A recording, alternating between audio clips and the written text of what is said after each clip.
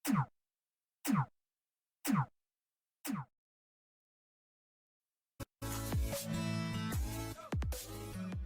sahabat belajar kelas 3. Kita akan mempelajari tema 2 menyayangi tumbuhan dan hewan. Subtema 1 manfaat tumbuhan bagi kehidupan manusia. Kita akan mempelajari mata pelajaran PPKN, Bahasa Indonesia, Matematika, Seni Budaya dan Prakarya, Pendidikan Jasmani Olahraga dan Kesehatan. Untuk mata pelajaran PPKN kita akan belajar tentang pengamalan sila pertama Pancasila dengan berterima kasih, meminta maaf dan berbuat baik. Pokok pembahasan arti penting berterima kasih. Lambang negara kita adalah Garuda Pancasila. Berterima kasih merupakan pengamalan sila pertama Pancasila. Sila pertama berbunyi ketuhanan yang Maha Esa. Lambang sila pertama adalah bintang.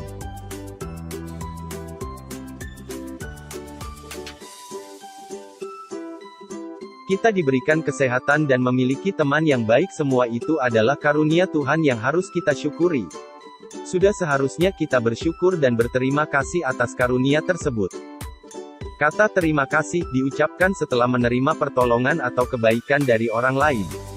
Dengan mengucapkan terima kasih dapat menciptakan kerukunan dalam kehidupan sehari-hari. Pokok pembahasan meminta maaf. Tiap orang tentu punya kesalahan. Apabila mempunyai kesalahan terhadap orang lain, kita harus minta maaf. Maaf adalah ungkapan permintaan atau permohonan ampun ataupun penyesalan karena suatu kesalahan. Karena dengan saling memaafkan dapat menjaga hubungan pertemanan agar tetap baik. Contoh gambar Ani minta maaf karena telah memecahkan vas bunga. Pokok pembahasan berbuat baik terhadap ciptaan Tuhan.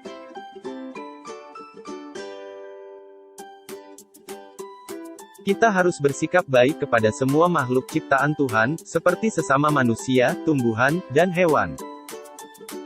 Bersikap baik merupakan wujud syukur kita terhadap Tuhan yang Maha Esa.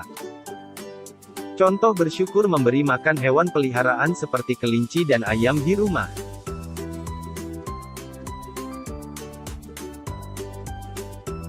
Untuk mata pelajaran Bahasa Indonesia kita akan belajar tentang dongeng.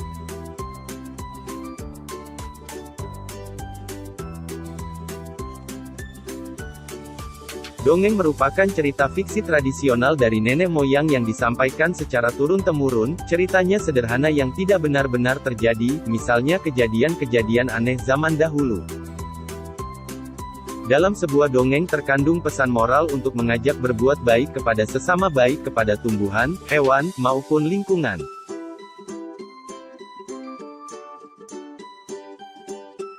Contoh salah satu dongeng, silahkan kalian baca di buku pada halaman 9 dan 10 dengan judul Pasir dan Batu.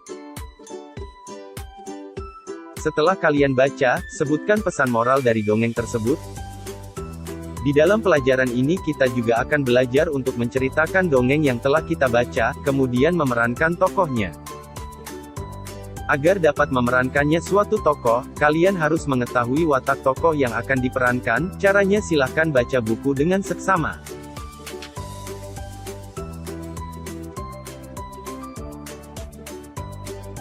Pada mata pelajaran matematika kita akan belajar mengenai sifat pertukaran pada operasi penjumlahan.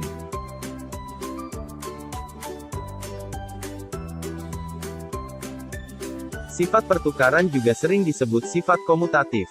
Sifat komutatif adalah sifat operasi hitung terhadap dua bilangan yang memenuhi pertukaran letak antar bilangan sehingga menghasilkan hasil yang sama.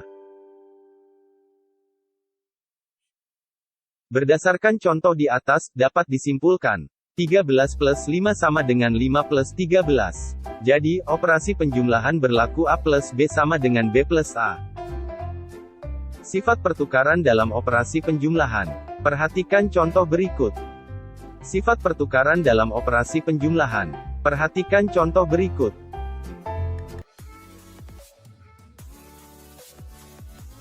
Pada mata pelajaran Seni Budaya dan Prakarya kita akan belajar mengenai irama dalam lagu.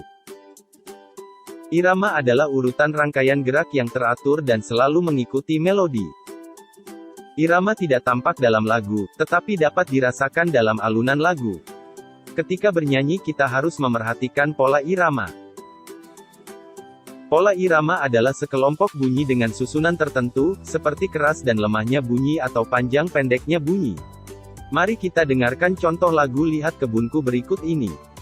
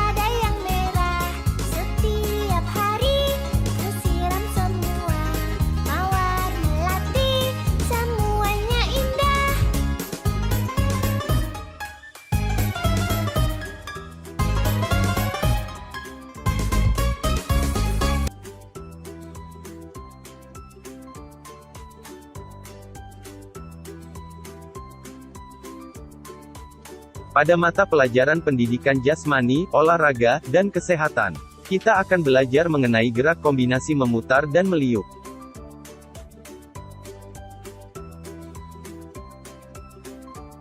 Gerak memutar dan meliukkan badan termasuk gerak non-lokomotor. Gerak non-lokomotor adalah gerakan yang dilakukan tanpa berpindah tempat. Berikut cara melakukan kombinasi gerakan memutar dan meliukkan badan. 1. Sikap badan berdiri tegak. 2. Kedua tangan dikepalkan, kemudian diletakkan di pinggang. 3. Badan diputar ke kanan dan ke kiri.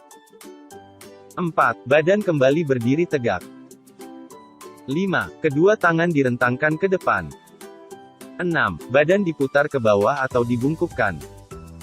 7. Badan diputar ke kanan bawah. 8. Badan diputar ke kiri bawah. 9. Meliukkan badan ke atas melentingkan badan. Lakukanlah gerakan tersebut secara berulang.